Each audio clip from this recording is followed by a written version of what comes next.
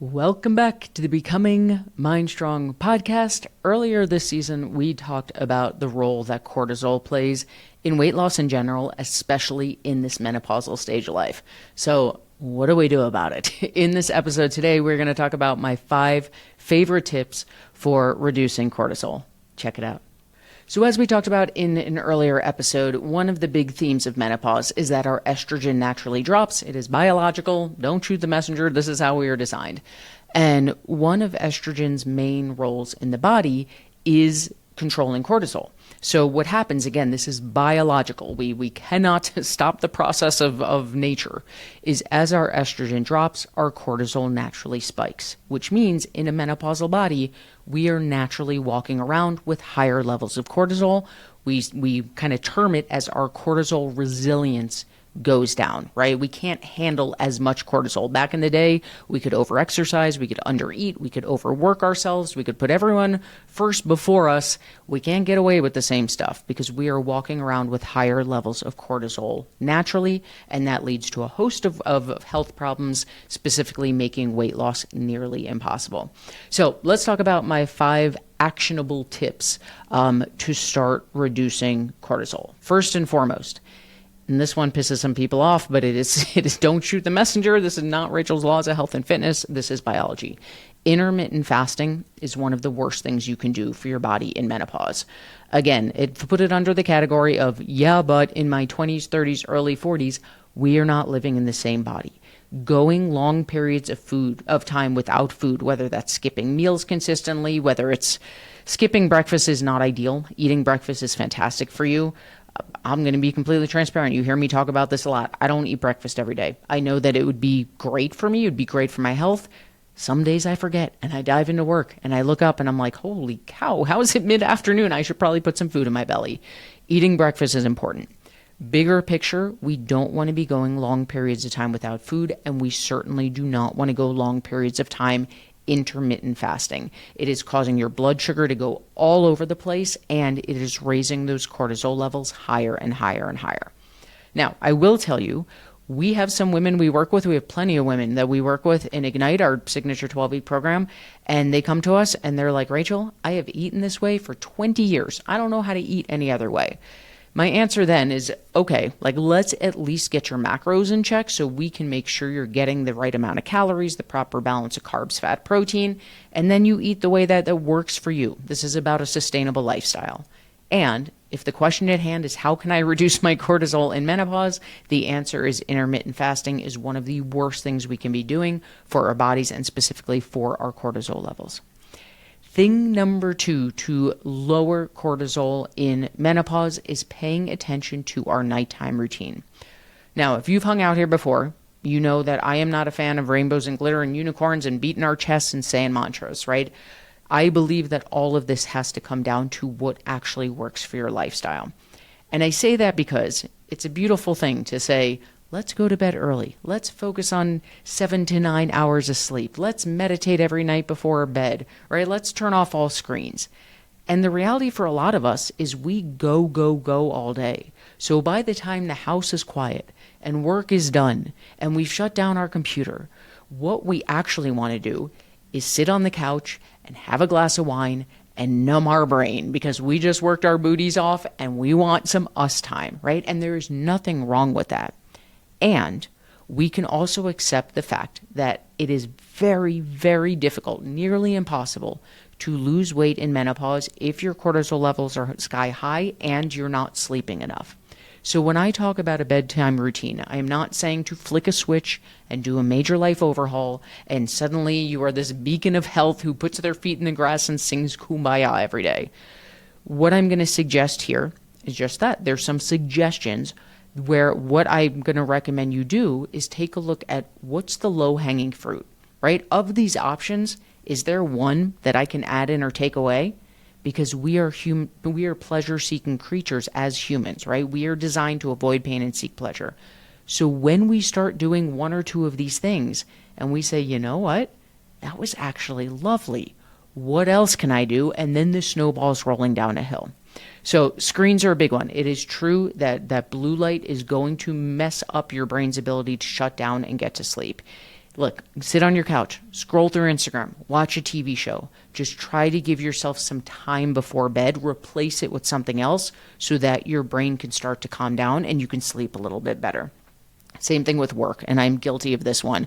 I have learned it's not just one email. It's not just, oh, let me log on and do this one thing, because once your brain gets going, next thing we know, we look up and 2 hours have gone by.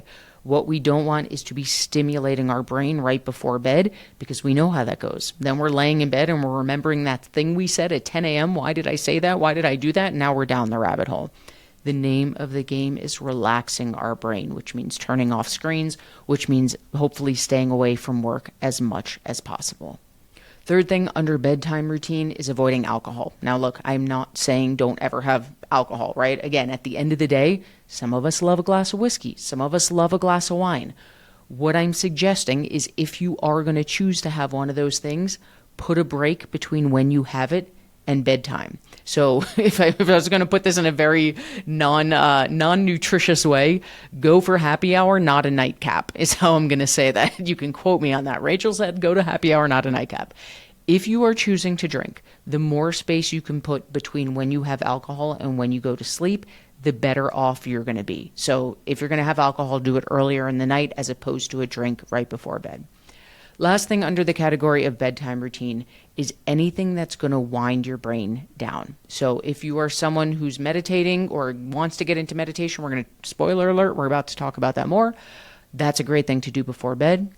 I'm not talking about joining a silent retreat for a month, right? Taking 30 seconds to take some deep breaths. A habit that I developed last year that I've been loving is I got back to reading. I had really gotten away from physically reading books. I listened to a lot of audiobooks, but now at the end of the day, we'll watch a show or something like that to kind of unwind, sit on the couch with the puppies. But then before bed, there's a solid 30, 45 minutes that's reserved for reading. And what I find is even if I am loving the book, I don't make it very far because then I start dropping the book on my face, falling asleep, right? Because it's winding my brain and my body down.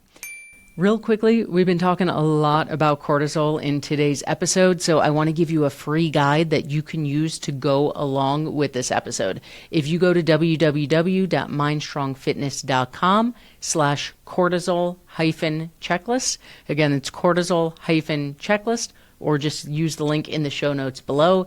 It'll give you a free copy to my cortisol checklist where we go through what are some cortisol reducing activities that I can add in, what are some cortisol raising activities that I could take out. Let's get back to the show. So if we can still get your screen time in, if it helps you relax, right? I'm not saying to cut it out altogether, but if we can end it even an hour, a half hour early, fill in the gap, right? A great tool for rewiring our brain is don't just cut out a habit, introduce a new one. So fill in that gap with something slow, something easy, reading, breathing, meditating. All of these things are going to make sleep come easier.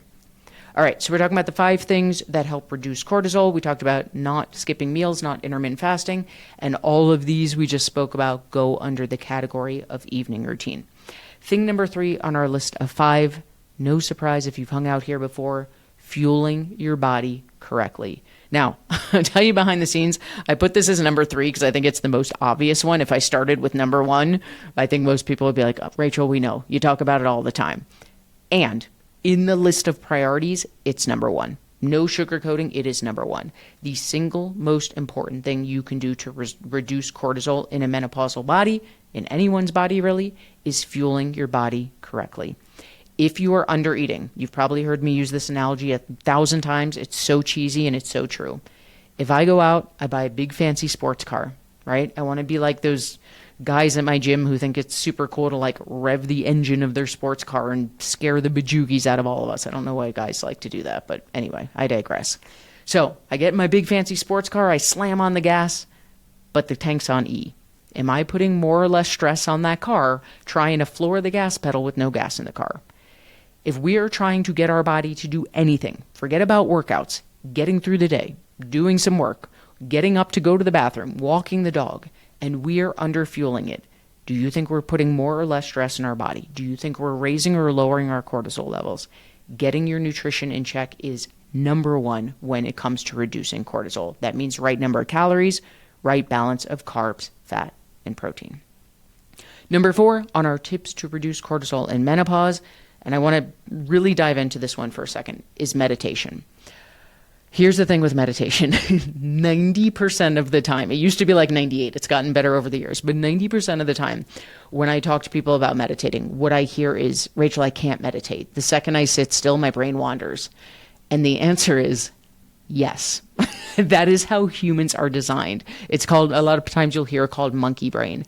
The way that our brains are designed, and it's a safety mechanism, is they're always jumping all over the place. We don't even notice, but our brain naturally, by design, does not sit still.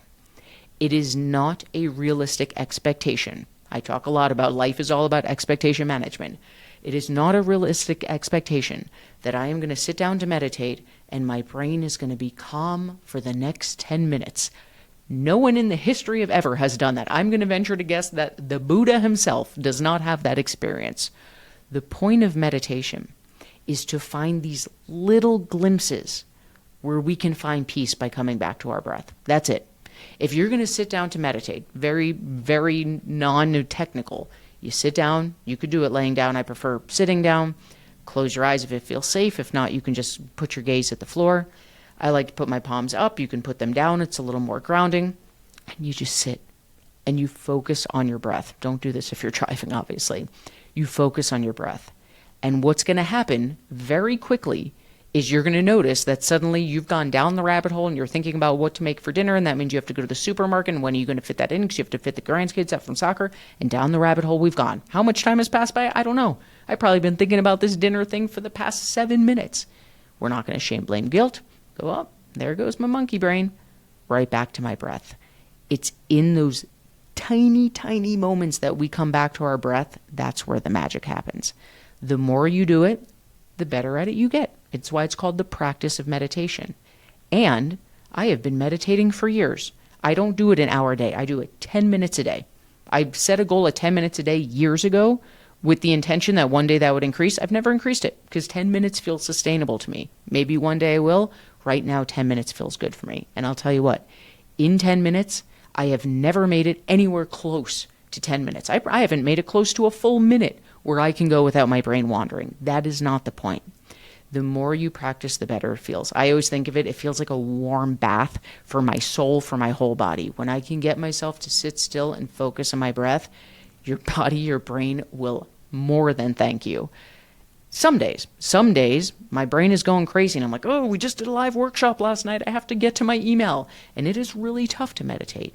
And I still show up and do it. It's like a workout. Some days it feels great. Some days it just feels like, let's get through this thing. On the other side of it, you will always thank yourself.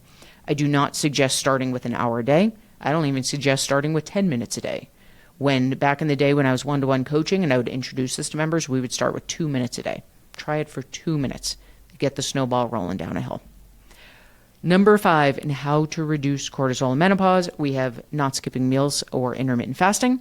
We have what low-hanging fruit, what baby steps and momentum can I get around my evening routine. Fueling your body, I put it as number 3, but it is number 1, right number of calories, right balance of carbs, fat, protein. Number 4, introducing some sort of meditation practice into your day if you don't have one already. Number 5 is the most logistical. I'm going to teach you one of my favorite little tricks. If you've been on live workshops with me or anything like that, you already know this trick, so here's a refresher. This trick does not work for everyone. I have had people come back and say, this gave me my life back, thank you. And I've had some people come back and say, yeah, I tried, it didn't do much for me. It's worth a shot. About an hour and a half, well, let me back up and tell you the why behind this. The 1 to 3 a.m. wake up in menopause is huge. For a ton of menopausal women, we wake up somewhere between 1 to 3 a.m. Our mind's racing, our heart's racing. It's hard to get back to bed. The reason that happens, as a refresher, if you haven't heard this before, is that in a non-menopausal body, our cortisol kickstarts what's called our circadian rhythm. So we go to bed, and as we're sleeping, our cortisol is slowly spiking until it's time to wake up. That's how we naturally wake up. In menopause, our cortisol spikes too fast and too early, typically between 1 to 3 a.m. So the name of the game becomes, how do I slow down my cortisol release in my sleep so it stops waking me up in the middle of the night, right? And then it's cortisol waking us up. So our mind's racing, our heart's racing, it's hard to go back to bed. Here's my logistical trick. About an hour and a half before bed, we're going to have a snack. And I'll give you some examples, but first I'll tell you the guidelines. The snack is going to be mostly complex carb-based with a little bit of fat and protein.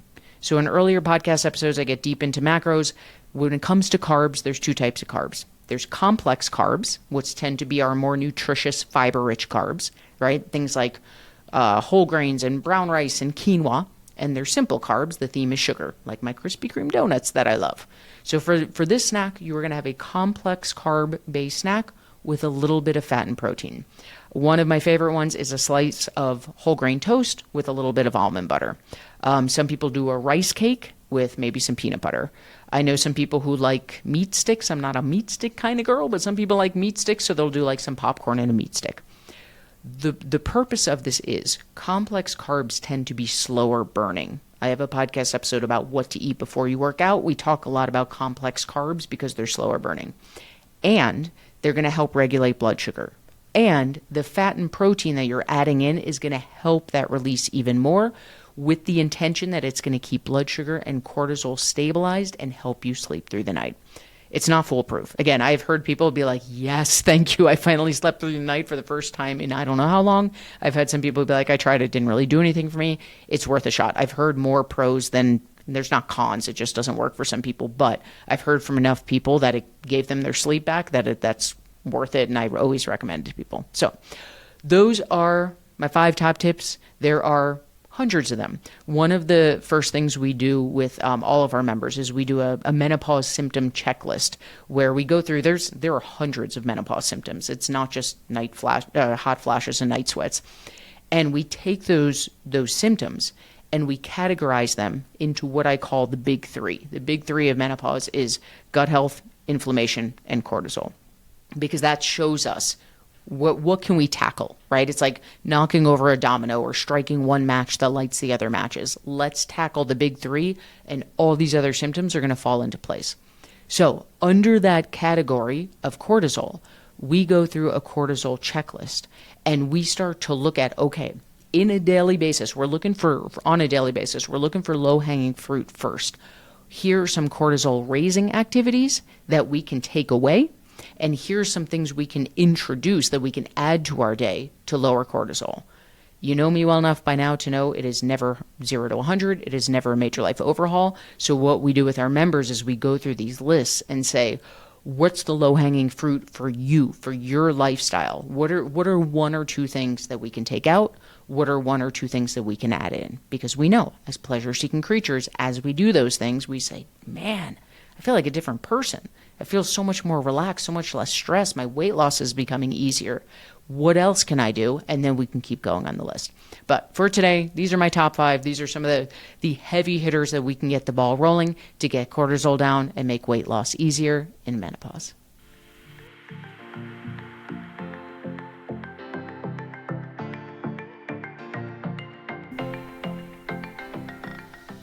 I am hosting the largest event we have ever done in MindStrong history, and you don't want to miss it. From March 3rd through 5th, 2026, join me live on Zoom, totally free, for MindStrong's Runway to Summer, my 3-day metabolism boosting challenge.